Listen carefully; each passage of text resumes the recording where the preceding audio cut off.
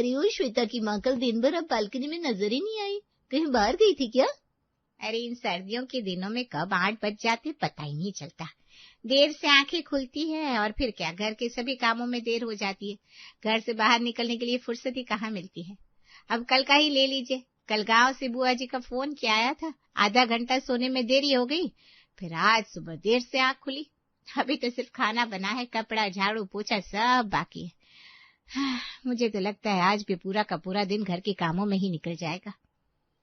आपके घर में सिर्फ 4 लोग हैं और आपकी श्वेता भी है ना आपके घर के कामों में मदद करने के लिए। फिर भी काफी वक्त लगता है आपको घर के काम करने में। अब मुझे देखिए, मेरे घर में 6 लोग हैं, मेरे दोनों बेटे कुछ काम के नहीं है, मेरी सास चाय बनाने की काम की भी नहीं है, फिर भी दोपहर के 12-1 बजे तक मेरा सारा काम हो जाता है। हाँ, आपकी बात सही है। श्वेता है मेरी मदद के लिए। जब से उसकी छुट्टियां शुरू हुई है हम दोनों घर के सारे काम मिलजुल कर ही करते हैं। मैं कपड़े धोती हूँ तो वो सुखा देती है, मैं बर्तन साफ करती हूँ तो वो धो देती है, झाड़ू पोछा और खाना भी हम वैसे ही बना लेते हैं, लेकिन उसे अभी ना काम की इतनी आदत नहीं है। आपकी स्मिता 16 साल की होगी ना, फिर तो उसे पूरा घर संभालना आना चाहिए। मेरी रानी जब 14 साल की थी ना, तब से अकेले ही पूरा खाना बना लेती है। मेरी माँ की तबीयत खराब थी तो मैं 2 महीने अपनी मायके गई थी। 17 साल की उम्र में उसने पूरा घर आसानी से संभाल लिया था। अब देखो ससुराल चली गई है तो उसे बिल्कुल आपत्ति नहीं होती, सब कुछ खुद से कर लेती है। अरे वक्त के साथ साथ बेटियां सब कुछ सीखी जाती है। ससुराल जाकर सब उन्हीं तो करना है। अभी मायके में है तो छोटे मोटे काम करती है, वही बहुत है मेरे लिए। श्वेता जी, मैं आपको बाद में मिलती हूँ। बर्तनों की आवाज आ रही है, लगता है श्वेता बर्तन साफ करी है। मैं मदद करती हूँ उसकी। सब्जी लेने जाऊंगी ना, तब मिलूंगी। हाँ। श्वेता शर्मा परिवार की लाडली बेटी थी। वैसे तो उसे घर के सारे काम आते थे, लेकिन किसी ने उसे कभी अकेला नहीं छोड़ा था। बचपन में तैयार होने से लेकर स्कूल की बैग भरने तक, बड़े होने के बाद बाल बनाने से लेकर शूज पहनने तक, हर काम में उसकी माँ हेतल या फिर भाई शांतनु, पिता सुधाकर जी उसकी मदद करते आए हैं। कहाँ थी माँ आप? मैंने कब से बर्तन साफ करके रखे हैं, धोने के लिए आपका इंतजार कर रही हूँ। अरे स्मिता जी पूछ रही थी मार्केट आने के लिए, लेकिन मैंने उनसे कहा घर में काफी काम पड़े हैं, तो कहने लगी श्वेता है ना, उससे कह दो वो कर लेगी। माँ आपको पता है ना, मुझसे इतने सारे काम नहीं होते, मैं अकेले कैसे करूँ सब कुछ? ना बाबा ना, आप शाम को चले जाना काम खत्म होने के बाद मार्केट, प्लीज उन्हें मना कर दीजिए। अरे शांत शांत शांत, मैं कहा सारा घर तुम्हारे भरोसे छोड़कर जा रही हूँ। इधर दो, वो बर्तन मैं धो देती हूँ। बर्तन धोकर पूरा किचन भी साफ कर दूंगी। जाओ, तब तक तुम पूरे घर में झाड़ू लगा लो, उसके बाद मैं पोछा लगा दूंगी। श्वेता और हेतल मिलकर घर के सारे काम खत्म करते हैं। उनके घर में सब कुछ ऐसे ही होता था। हर काम में, हर चीज में कोई ना कोई आकर श्वेता की मदद कर देता था। अब श्वेता की माँ ने ठान लिया था कि वो अकेले कोई भी काम नहीं कर सकती। ऐसे ही कुछ दिन बीतते हैं। अब स्कूल खत्म करके श्वेता कॉलेज में एडमिशन लेती है। कॉलेज जाने के बावजूद भी कौन से कपड़े पहनूं, इतनी छोटी सी बात भी वो अपने घर वालों से पूछती थी। ऐसे ही एक दिन शाम का वक्त था। श्वेता सोफे पर बैठकर पढ़ाई कर रही थी, हेतल किचन में रोटियां बना रही थी। तभी किचन से वो देखती है कि सुधाकर जी काम से घर आए हैं। उनकी तरफ देखते हुए हेतल श्वेता से कहती है, बेटा श्वेता, पापा के लिए चाय बना दो और उसके बाद दिया बत्ती भी कर देना। अरे उसे क्यों बता रही हो, बेचारी पढ़ रही है। कोई बात नहीं पापा, मैं चाय गैस पर रख देती हूँ, उबलने के बाद आप ले लेना। और माँ, मैं भगवान के पास दिया लगा दूंगी, बस आपकी रोटियां बन जाने के बाद आप पूरे घर में धूप घुमा लो। सोमवार से मेरी एग्जाम शुरू होने वाली है और अभी सारे सब्जेक्ट्स की नोट्स बनाना भी बाकी है। मुझे बहुत टेंशन आ गया एग्जाम का, नोट्स पता नहीं कब कैसे बनाऊंगी। मेरी प्यारी सी बेटी, इन कॉलेज वालों को भी समझना चाहिए। 16-17 साल की बच्ची अकेले इतना टेंशन कैसे उठाएगी? 4 सब्जेक्ट के नोट्स बनाने के लिए कम से कम 2 महीने तो चाहिए। अब सिर्फ 10 दिन है, तुम अकेले कैसे करोगी बेटा? वही तो, अभी तक तो स्कूल का होमवर्क करने में दादू मेरी मदद करते थे, लेकिन आजकल उनका वर्कलोड ज्यादा हो गया है। वो एक सब्जेक्ट की नोट्स बनाने में मदद करेंगे, लेकिन और भी तो 3 सब्जेक्ट बाकी है। नोट्स बनाना बिल्कुल छोटी सी बात थी। कॉलेज जाने वाला कोई भी लड़का या फिर लड़की आसानी से अपनी नोट्स बना लेते हैं, लेकिन ये छोटी सी बात श्वेता के सामने पहाड़ बन के खड़ी थी, क्योंकि कभी कुछ अकेले किया ही नहीं था। फिर क्या, अपनी लाडली बेटी को टेंशन में देखकर सुधाकर जी का प्यार फिर से उमड़ आता है। अरे बाप रे, नोट्स की टेंशन ने मेरी फूल सी बच्ची को मुसीबत में डाल दिया। तुम्हें टेंशन लेने की कोई जरूरत नहीं बेटा, हम घर में 4 लोग हैं, चारों मिलकर तुम्हारे एक सब्जेक्ट के नोट्स बना देंगे। हमारे होते हुए हमारी फूल सी बच्ची के चेहरे पर हम टेंशन की एक लकीर भी नहीं देख सकते। बस पहले खाना खा लेते, ठीक है? अगर तुम कहो तो पहले नोट्स बना लेते, बाद में खाना खाएंगे। नहीं नहीं पापा, इतनी भी कोई जल्दी नहीं है। आप अभी अभी ऑफिस से आए हैं, आराम से खाना खा लीजिए, हम सब मिलकर रात में बनाएंगे, तब तक दादू भी आ जाएंगे। देखा ऐसा हाल था शर्मा परिवार की लाडली का।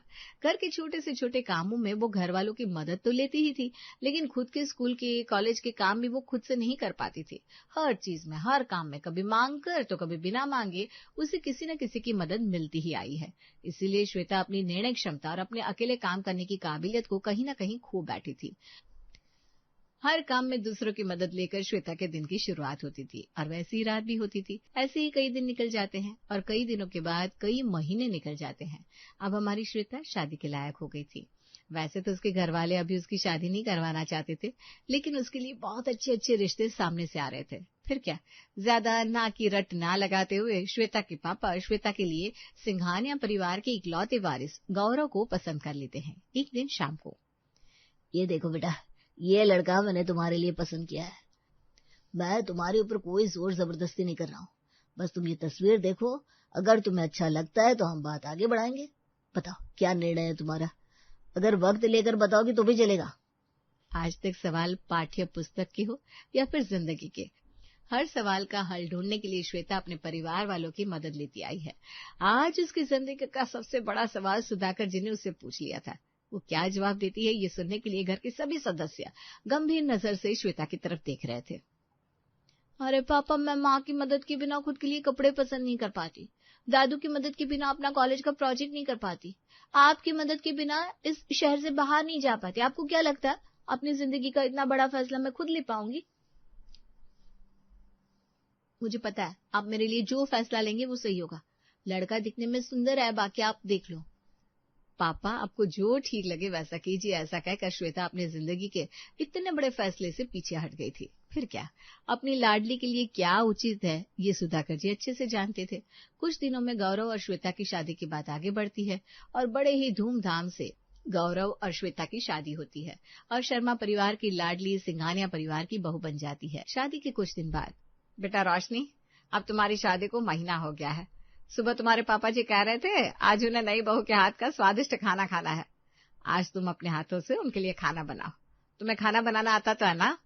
जी माँ जी, आता है ना मुझे खाना बनाना, मुझे हर तरह का खाना बनाना आता है। अरे ये तो बहुत अच्छी बात है। अभी 5 बज गए, 15-20 मिनट में खाना बनाना शुरू कर दो, 7:30 बजे तक सब कुछ बन जाएगा। जी माँ जी, हम दोनों मिलकर बनाएंगे तो बिल्कुल बन जाएगा। आप एक काम कीजिए, मुझे आटा गूंथ कर दीजिए और सब्जी साफ करके दीजिए, हम दोनों मिलकर फटाफट बना देंगे। अरे मैं तो मंदिर जा रही थी बेटा, तुम अकेले बना लो खाना। खाना अकेले बनाना है? मैं खाना अकेले क्यों बनाऊं? नहीं नहीं, मैं खाना अकेले नहीं बना सकती, मैंने आज तक कभी अकेले नहीं बनाया। और खाना ही क्या, मैंने कोई भी काम आज तक अकेले नहीं किया, मैं नहीं बना सकती अकेले खाना। बहू, अकेले खाना बनाने के नाम से तुम्हें तो पसीने छूट रहे हैं। खाना बनाना कोई बहुत बड़ी बात नहीं है, सिर्फ दाल रोटी चावल इतना ही बनाना है। वो जो भी है माँ जी, मैं अकेले खाना नहीं बना सकती। जब श्वेता मायके में थी तो उसे हर काम में आसानी से मदद मिल जाती थी, लेकिन असली मुसीबत तो तब हुई जब श्वेता शादी करके ससुराल आ गई। पहली बार श्वेता की सास श्वेता को खाना बनाने के लिए कहती है, लेकिन हमारी श्वेता, उसे तो अकेले कुछ भी करने की आदत ही नहीं थी, इसलिए वो साफ साफ मना कर देती है। ऐसे ही कुछ दिन निकल जाते हैं। छोटे छोटे काम में सास उसकी मदद करेगी ऐसा श्वेता को लगता था, लेकिन उसकी सास उसे बिल्कुल मदद नहीं करती, वो जैसा करती है वैसा करने देती है। एक दिन श्वेता अपनी माँ को फोन करती है। माँ, शादी करके मेरी हालत खराब हो गई है। हमारे घर में तो घर के सारे काम हम दोनों मिलकर करते थे, लेकिन यहाँ मेरी सास सारे काम मुझ पर सौंप देती है। माँ जी सब्जी क्या बनाऊं? तो कहती है बहू तुम खुद सोच लो। मैं कहती हूँ माँ जी आटा कितना गूंथूं? तो कहती है 4 लोगों को जितना लगता है उतना गूंथ लो। आपको पता है ना माँ, ये सारी बातें मेरी समझ में नहीं आती। मुझे लगता है मेरी सास तो बड़ी कामचोर है। आप मेरे लिए एक नौकरानी भेज दो ना, यहाँ हमारे घर में कोई नौकर भी नहीं है जो मेरी मदद कर दे। ठीक है बेटा, तुम चिंता मत करो, मैं आज ही तुम्हारे पापा से बात करती हूँ और तुम्हारे ससुराल कल ही कोई नौकर भेज देती हूँ तुम्हारी मदद के लिए। पिछले कई दिनों से टेंशन में घूम रही श्वेता आज खुले दिल से सांस लेती है, क्योंकि कल इसकी मदद के लिए इसकी माँ नौकर भेजने वाली थी। अगले दिन सुबह टिंग टोंग दरवाजे की घंटी बजती है। नमस्ते बहन जी, मैं हूँ रामू। सुधाकर शर्मा ने उनकी लाडली बेटी श्वेता की मदद के लिए मुझे आपके घर भेजा है। प्रणाम करता हूँ माता जी। बताइए मैं क्या काम करूं, आपकी सेवा में ये राम हाजिर है। अरे धीरे धीरे बोलो, तुम्हारा एक शब्द भी मेरी समझ में नहीं आया। हमें कोई नौकर की जरूरत नहीं है। सुधाकर जी हमारे घर में नौकर भेजेंगे? हमारी तो उनसे ऐसी कोई बात ही नहीं हुई। अरे माँ जी, उसे अंदर आने दीजिए। आप मेरी किसी काम में मदद ही नहीं करती और मुझसे अकेले कोई काम ठीक से नहीं होता, इसलिए मेरी मदद के लिए इसे भेजा है। दरवाजे पर नौकर देखकर रोशनी और घर के सभी सदस्य नाराज हो जाते हैं, लेकिन इस नौकर को देखकर श्वेता बड़ी खुश हो जाती है, क्योंकि अब से उसे हर काम में नौकर की मदद जो मिलने वाली थी। श्वेता तुरंत रामू को घर के अंदर लेती है और एक एक करके उसे घर के कई काम बताती है। लेकिन श्वेता के मायके वालों ने श्वेता के ससुराल वालों को बिना पूछे उनके घर में नौकर भेजा। ये बात श्वेता के ससुराल वालों को बिल्कुल पसंद नहीं आई, इसलिए श्वेता के ससुर विनायक जी तुरंत सुधाकर जी को फोन लगाते हैं। सुधाकर जी, आपने हमारे घर पर नौकर भेजा, हमें तो नौकर की कोई जरूरत नहीं थी। अरे वो हमारी श्वेता को अकेले काम करने की आदत नहीं है ना। वो कह रही थी कि ससुराल में कोई उसकी मदद नहीं करता।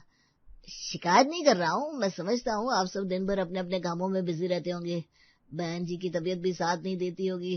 देखिए अब ज्यादा मत सोचिए, मैंने नौकर बस इसलिए भेजा है कि मेरी लाडली को तकलीफ ना हो। उसके पैसे मैं ही दे दूंगा, आपको टेंशन लेने की कोई जरूरत नहीं है। सुधाकर जी, आपके मन में अपनी बेटे के लिए जो प्यार है, जो चिंता है, समझ सकता हूँ, लेकिन इस घर में नौकर भेजने से पहले आपने हमसे एक बार भी बात नहीं की। पहले बात कर लेते तो अच्छा होता। आपको क्या लगता है हम नौकर नहीं रख सकते? आपको क्या लगता है हम आपकी बेटी से घर के सारे काम जानबूझकर करवाते हैं? अरे हम देने वाले हैं ना नौकर के पैसे, अब इन सारी बातों का क्या मतलब है? अरे सुधाकर जी, नौकर हम भी रख सकते थे। आपकी बेटी हमारी बहू है, उसको हम भी मदद कर सकते हैं। लेकिन श्वेता है ना, उसको बचपन से आपने बड़े ही लाड़ प्यार से बड़ा किया है। वो घर के छोटे कामों से लेकर बड़ी बड़ी बातों तक कोई भी फैसला अकेले नहीं ले सकती। उसके मन ने यह ठान लिया है कि कोई भी काम वो अकेले नहीं कर सकती। उसे छोटी सी छोटी चीज के लिए किसी और की मदद लगती है, और उसकी इसी सोच को बदलने की हम कोशिश कर रहे हैं। ज्यादा से ज्यादा क्या होगा, वो परेशान होगी, गलतियां करेगी, टेंशन में आ जाएगी। लेकिन एक दिन ऐसा वक्त आएगा कि अभी जो लड़की 4 रोटी और दाल बनाने के लिए किसी और की मदद मांग रही है, कल जाकर वो लड़की अच्छे से घर और उसका काम दोनों संभालेगी। क्योंकि गौरव हमारा इकलौता बेटा है, हमारे बाद सब कुछ उसका ही है। इसलिए हम नहीं चाहते कि हमारे बेटे की पत्नी इतने कमजोर दिल की या कम बुद्धि की हो। उससे काम करवाना हमारा मकसद कतई नहीं है। हम बस उसे मजबूत बनाना चाहते हैं, ताकि हालात चाहे कैसे भी हो, कितने भी मुश्किल क्यों ना हो, हमारे घर की बहू उन हालातों का, मुसीबतों का बिना डरे डट कर सामना कर सके। भाई साहब, बहन जी, हमारी बातों का गलत मतलब मत निकालिए। बुरा समय किसी को बताकर नहीं आता, और हम में से कोई भी हर वक्त श्वेता के आगे पीछे नहीं रह सकते। इसलिए आपकी लाडली बेटी को हम मजबूत बहू बनाना चाहते हैं। अब आप ही बताइए, हम कुछ गलत कर रहे हैं क्या? हमारी बेटी बहुत किस्मत वाली है जो उसे आपके जैसा परिवार मिला है। बेटी के प्यार में हम इतने अंधे हो गए थे कि हम अनजाने में उसकी उन्नति की रुकावट बन रहे थे। श्वेता के पास हाथ पैर और खुद की बुद्धि होने के बावजूद हर बार अपनी मदद का सहारा उसे देकर हमने उसे कमजोर बना दिया था। लेकिन अब बस, आप जो निर्णय लेंगे हम आपके साथ हैं। मैं अभी रामू को फोन करता हूँ और घर वापस बुला लेता हूँ। श्वेता के ससुराल वाले घर के सभी काम उससे करवा रहे हैं। ये बात सुनकर पहले तो श्वेता के मायके वाले नाराज हो गए थे। उन्हें लगा कि वो जानबूझकर श्वेता से काम करवा रहे हैं या फिर नौकर के पैसे नहीं देना चाहते। लेकिन जब विनायक जी ने सुधाकर जी से बात की तब पता चला उनकी सोच के बारे में, और वहीं से शुरू हुआ शर्मा परिवार की लाडली बेटी का सिंघानिया परिवार की मजबूत बहू बनने का सफर। बचपन से लेकर आज तक हर काम में बिना मांगे मदद मिलती आई थी, इसलिए किसी की मदद के बिना काम करना श्वेता के लिए आसान नहीं था। शुरुआत के कई दिन उसके लिए बड़े मुश्किल थे। दिन भर अकेले अकेले सारे काम करते करते बेचारी श्वेता थक जाती थी। कई बार श्वेता ने बनाया हुआ खाना कम पड़ जाता था तो कई बार ज्यादा होता था। रोटी देखने जाती थी तो सब्जी जल जाती थी, चाय देखने जाती थी तो दूध जल जाता था। सब कुछ आते हुए भी अकेले कुछ करने की आदत ना होने की वजह से श्वेता ढंग से घर के काम नहीं कर पा रही थी, और ऊपर से मेहमानों का आना जाना। श्वेता बिल्कुल परेशान हो गई थी। अचानक से सारे काम उसके ऊपर आ गए थे, इसलिए इन कामों का असर उसके शरीर पर भी हो रहा था। काम के साथ नया दिन शुरू होता था और काम के साथ ही खत्म होता था। अकेले काम करने की आदत नहीं थी, इसलिए हर एक काम करने में काफी वक्त लगता था। एक के बाद एक दिन निकल रहा था। हर आने वाला दिन श्वेता के लिए नई चुनौती लेकर आ रहा था। भले ही लड़ खड़ा कर, लेकिन हर एक काम बढ़ते दिनों के साथ श्वेता अच्छे से करने की कोशिश कर रही थी। गलतियों के बावजूद भी ससुराल वालों से बार बार होने वाली तारीफ, छोटे छोटे काम ठीक से करने के बाद मिलने वाली शाबाशी श्वेता को तरक्की की ओर ले जा रही थी। अब श्वेता की शादी को 1 साल से ज्यादा वक्त हो गया था। ऐसे ही एक दिन श्वेता के माता पिता श्वेता के ससुराल आते हैं। सबसे मिलने के बाद सुधाकर कहते हैं, श्वेता नजर नहीं आ रही। वैसे तो आज छुट्टी थी, लेकिन एक अर्जेंट मीटिंग आ गई, इसलिए बहू अपनी मीटिंग अटेंड कर रही है। अरे फिर मीटिंग के बाद श्वेता खाना कैसे बनाएगी? मीटिंग और इतने सारे लोगों का खाना वो अकेले एडजस्ट नहीं कर पाएगी। जाइए श्रीमती जी, उससे आपकी मदद की जरूरत होगी। पापा, आप मीटिंग की और काम की बिल्कुल चिंता मत कीजिए। काम और घर में अच्छे से संभाल सकती हूँ। मैंने आपके आने से पहले सारा खाना बना कर रखा था और मेरी मीटिंग भी अच्छे से हो गई है। चलिए आप दोनों फ्रेश हो जाइए, तब तक मैं खाना गर्म करती हूँ, फिर आप सबको परोसती हूँ। कोई अगर चाय बनाने के लिए कह दे तो माँ की मदद मांगने वाली श्वेता 8-10 लोगों का खाना बनाकर खुद की मीटिंग भी अटेंड कर रही थी। मीटिंग खत्म करके और कामों के लिए बिल्कुल तैयार खड़ी थी। छोटी छोटी चीजों का टेंशन लेने वाली अपनी बेटी को इस तरह से सब कुछ संभालते हुए देखकर सुधाकर जी उस पर गर्व महसूस करते हैं।